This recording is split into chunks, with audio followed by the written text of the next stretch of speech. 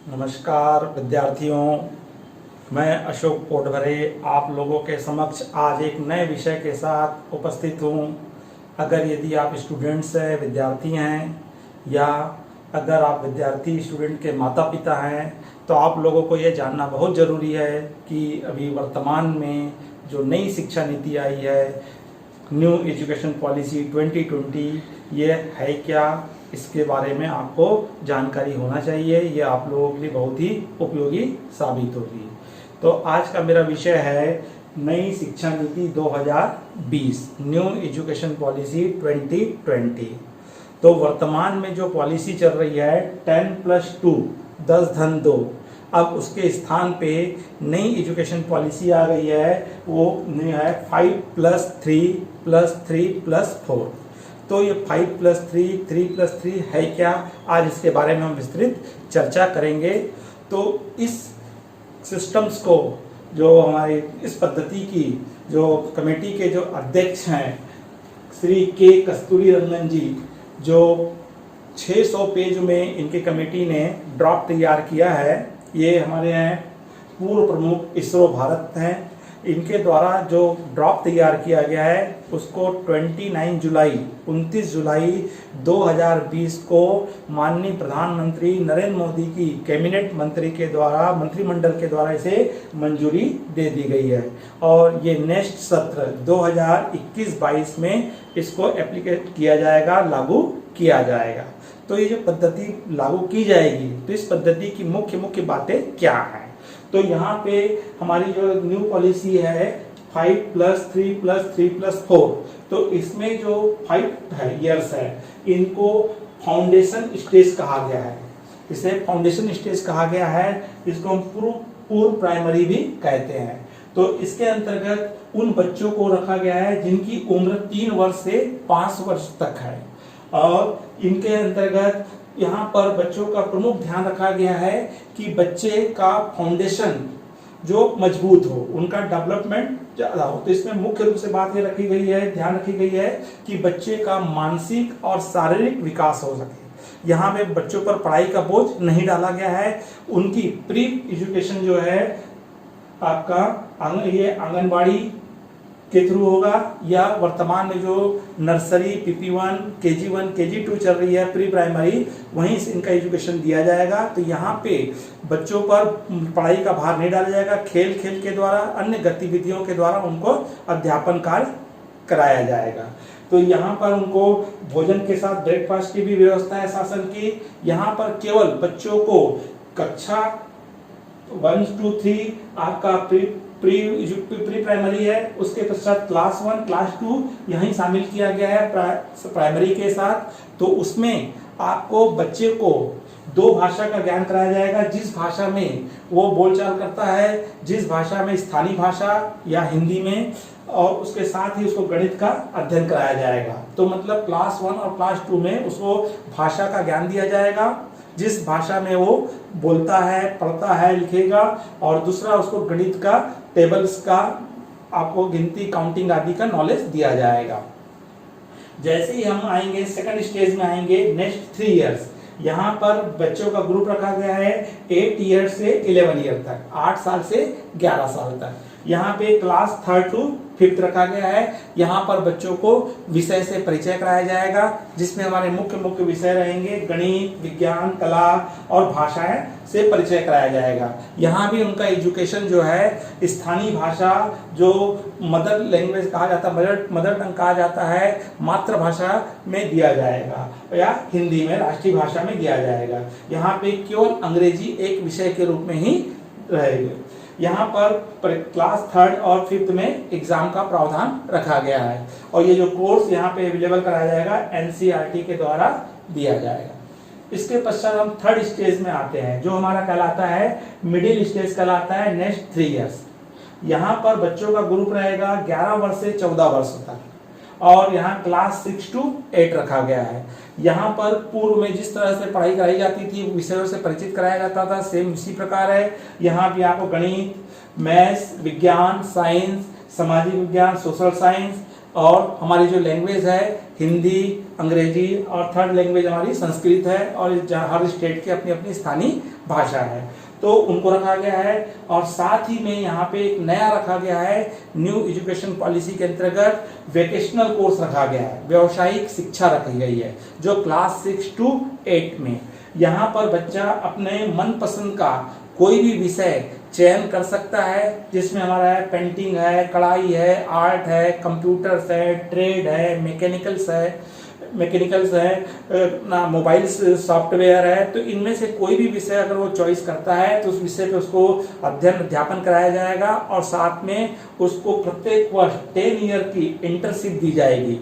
वो बच्चा संबंधित के पास जा करके 10 दिन तक प्रशिक्षण ले सकता है और वहाँ पे प्रैक्टिकली नॉलेज लेगा। यहाँ भी जो हमारा अध्ययन है स्थानीय भाषा या राष्ट्रीय भाषा या अंतर्राष्ट्रीय भाषा रखा गया है। जब मुख्य रूप से 2 माध्यम रखा गया है, हिंदी माध्यम और अंग्रेजी माध्यम। अगर कुछ स्टेट चाहें तो अपनी स्थानीय भाषा में भी यहाँ एजुकेशन दे सकते हैं। यहाँ पे 8वीं में परीक्षा का प्रावधान है। यहाँ का भी सिलेबस जो है NCERT के द्वारा प्रेजेंट किया जाएगा, NCERT के द्वारा दिया जाएगा। हम अगला स्टेज आते हैं नेक्स्ट 4 ईयर्स। तो 4 ईयर्स में आएंगे जो कहलाता है हायर सेकेंडरी एजुकेशन कहलाता है, उच्चतर शिक्षा कहलाती है। यहाँ पे बच्चे 14 वर्ष से 18 वर्ष तक के बच्चे हैं और यहाँ पे क्लास 9 to 12 है। जो यहाँ पे मुख्य रूप से यहाँ सबसे ज्यादा परिवर्तन हायर सेकेंडरी में हुआ है। पहले बच्चे 9 to 10 कॉमन विषय पढ़ते थे, उसके पश्चात क्लास 11th में जाने के पश्चात वो एक स्ट्रीम को, एक संकाय को, एक फैकल्टी का चयन करते थे। जो फैकल्टी हमारी होती थी गणित, साइंस, आर्ट्स और कॉमर्स की 4 फैकल्टी होती थी और 4 फैकल्टी में से 4 संकाय में से किसी एक संकाय का वो चयन करता था और उसी से संबंधित अध्यापन करता था। अभी वर्तमान में नई शिक्षा नीति में इसको परिवर्तित कर दिया गया है। अब जो स्टूडेंट्स है क्लास 9 to 12 कंप्लीट विषय पढ़ेगा, तो यहाँ पर उसके सामने ये रखा गया है कि यहाँ पे माइनर और मेजर का तात्पर्य है यहाँ पे विषय सभी रहेंगे। अब अगर बच्चा भविष्य में इंजीनियर बनना चाहता है तो वो मैथ्स और फिजिक्स कंपलसरी ग्रुप में से ले लेगा और तो थर्ड पेपर है केमिस्ट्री है, उसके स्थान पे वो कॉमर्स का कोई विषय ले सकता है, आर्ट्स का विषय ले सकता है, संगीत ले सकता है, बायो का विषय ले सकता है। ठीक उसी प्रकार अगर कोई बच्चा फ्यूचर में कॉमर्स लेना चाहता है या कॉमर्स के क्षेत्र में जाना चाहता है तो मेजर रूप से वो 2 पेपर अकाउंट्स और बीएसटी पढ़ेगा।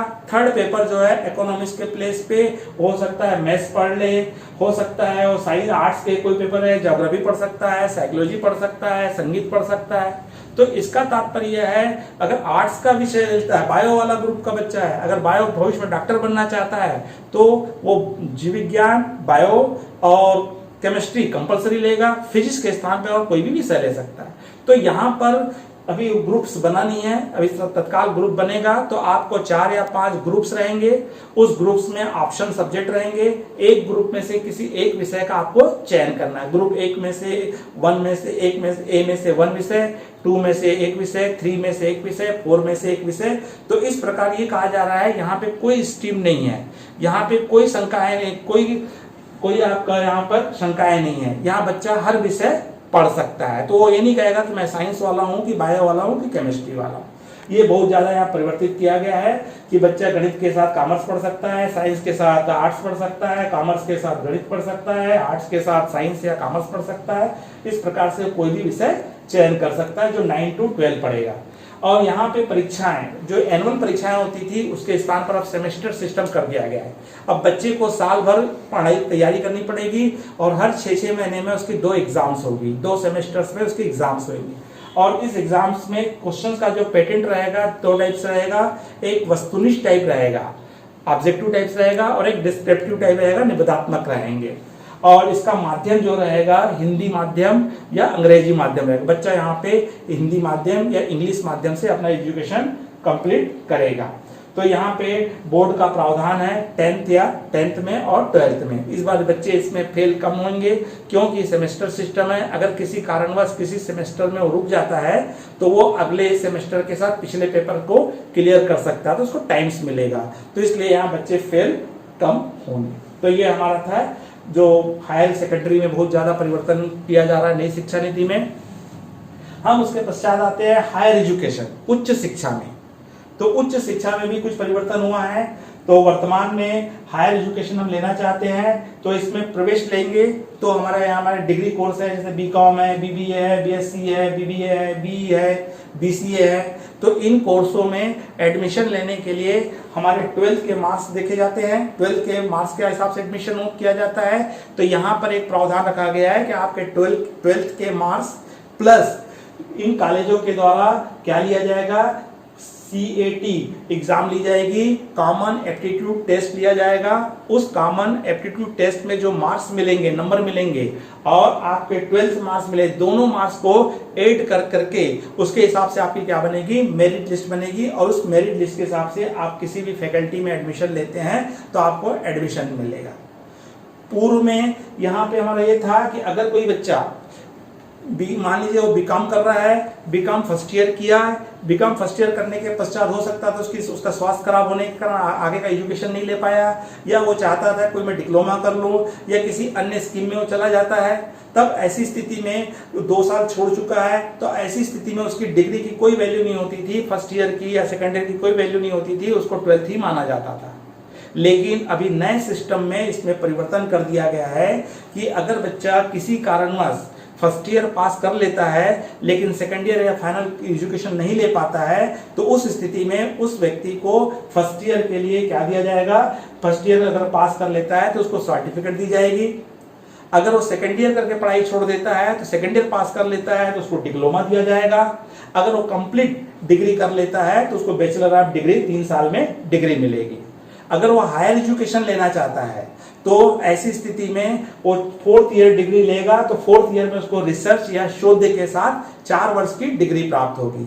अगर वो पोस्ट ग्रेजुएट करना चाहता है, एमकॉम एमएससी करना चाहता है तो ऐसी स्थिति में उसको 1 साल का ही एमए एमकॉम एमएससी होगा अगर उसने 4th ईयर डिग्री लेकर लिया है तो इस तरह से बच्चों इसमें एक और सुविधा दी है, मल्टीप्लस एंट्री और मल्टीप्लस एग्जिट। इसका मीनिंग क्या है? अगर मान लीजिए कोई बच्चा बीकॉम फर्स्ट ईयर में एडमिशन लिया, फर्स्ट ईयर कंप्लीट कर लिया, अब उसको ऐसा लगा कि मुझे एक डिप्लोमा करना है जो मेरे जॉब के लिए बहुत अनिवार्य है, या उसको ऐसा लगा कि तुरंत मेरे को जॉब मिल गई और जॉब ज्वाइन कर लिया। अब उसने 2 साल तक जॉब किया या अन्य कोर्स किया, अब उसको ऐसा लग रहा है कि मुझे अपनी पुरानी डिग्री को कंप्लीट कर लेना चाहिए। तो अब ऐसी स्थिति में क्या कर सकता है, वो वापस आ सकता है अपने डिग्री में। तो उसने BCom first year already pass कर चुका है तो यहाँ पे एकेडमिक सेविंग अकाउंट्स आपका खुला हुआ है गवर्नमेंट के पास, यूनिवर्सिटी के पास, वहां आपके नंबर क्रेडिट रहेंगे। जैसे ही आप सेकेंड ईयर करते हो तो आपके नंबर उसमें जुड़ जाएंगे। तो इस प्रकार आप जो बाहर हो चुके थे, एग्जिट हो चुके थे, आप क्या कर चुकोगे, आप एंट्री कर लेंगे। इस तरह से आप 2 साल के बाद 3 साल के बाद भी जो आपकी अधूरी डिग्री थी आप उसको क्या कर सकते हो, पूर्ण कर सकते हो। या कभी भी आप बीच में आप डिग्री को छोड़ सकते हो, अर्थात मल्टी एग्जिट कर सकते हो। तो एक में सुविधा है कि कभी भी आप एंट्री कर सकते हो और कभी भी आप यहां से एंट्री आउट हो सकते हो या एग्जिट कर सकते हो। तो एंट्री करने के लिए कुछ निर्धारित ईयर तय किए जाएंगे जो अभी शासन के द्वारा प्रस्तुत नहीं किया गया है। तो 2 साल, 5 साल, 6 साल, कितने ईयर में आप वापस वो डिग्री को पूरा कर सकते हो। अब यहाँ पर अगर हम बीएड करना चाहते हैं, टीचर बनना चाहते हैं, तो हमको 12th के बाद ही हमको सोच लिए हमको बीएड करना है तो आप BSc, BCom, BBA, BSc, BA के साथ आप क्या कर सकते हो, आप बीएड कर सकते हो। तो आपको 4 ईयर का बीएड कोर्स के साथ डिग्री प्राप्त होगी और आप टीचर्स में जा सकते हैं। अगर आप टीचर बनना चाहते हैं तो टीचर बनना भी कठिन हो चुका है, प्रत्येक को बीएड होना अनिवार्य है और बीएड के साथ आपको टेट की एग्जाम देनी होगी जो प्रत्येक वर्ष यूनिवर्सिटी के द्वारा, अपने शासन के द्वारा, सेंटर के द्वारा और स्टेट गवर्नमेंट के द्वारा टेस्ट लिया जाता है। टेट, उस टेट में आपको परीक्षा पास होना अनिवार्य है, प्लस बीएड होना है। तो आप दोनों अगर हैं तो आप टीचर के लिए क्वालिफाइड है और आप कहीं भी आवेदन कर सकते हैं। तो इस प्रकार से आप क्या बन सकते हैं, टीचर बन सकते हैं। अभी यूजीसी उच्च शिक्षा आयोग था, इसको अभी बंद कर दिया गया है। इसके स्थान पे उच्च शिक्षा आयोग का निर्धारण किया गया है जो ये इसके संबंधित संपूर्ण पाठ्यक्रम आपके सामने वो प्रस्तुत करेगा।